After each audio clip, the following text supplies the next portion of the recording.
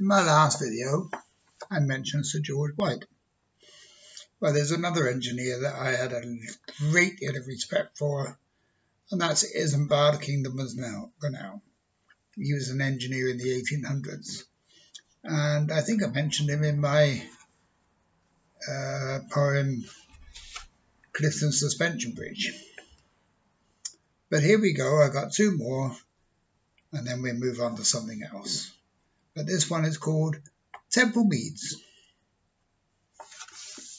At Templemeads in Bristol, a station built with pride, designed and built by Brunel with narrow gauge, not wide, to bring trade into Bristol and spread across the land the produce of the city by factory and by hand.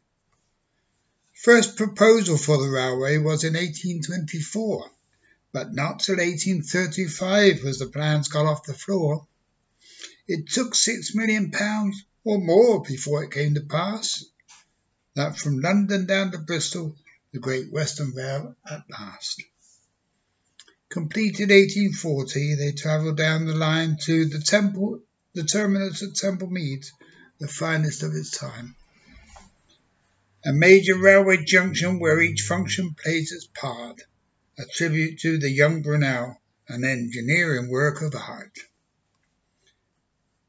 220 feet the great train shed, and when the roof was laid, 72 feet a single span, a wonder of the age. It stood for only 30 years, and then much greater needs meant in 1870 a brand new Templemeads.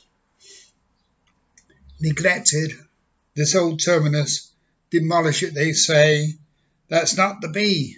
The BECT finally saved the day, and so in 1980, some say long overdue, employment schemes and sponsorships are working to renew. No longer dead, this great train shed returned to all its glory. Exhibitions, sports events are all part of the story, and there you might, with eyes shut tight, touch the engine built for steam.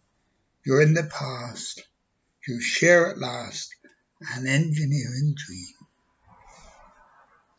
BECT means Brunel Engineering Centre Trust. Now the second one that I'm going to read you is called Brunel Remembered, in the brackets SS Great Britain.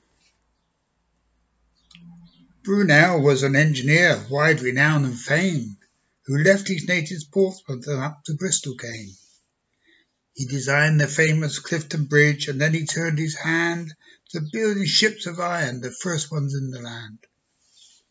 SS Great Britain was the first he built in Bristol docks. The problems there were many, down Avon through the locks. The Avon was too narrow, the ship he built too tall, so the Western Line removed her to the port of Liverpool.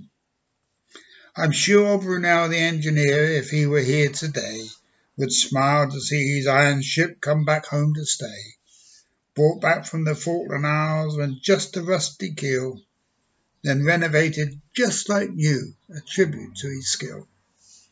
So proudly now she stands once more, her rigging blowing free, in the dry dock where she was born before she went to sea.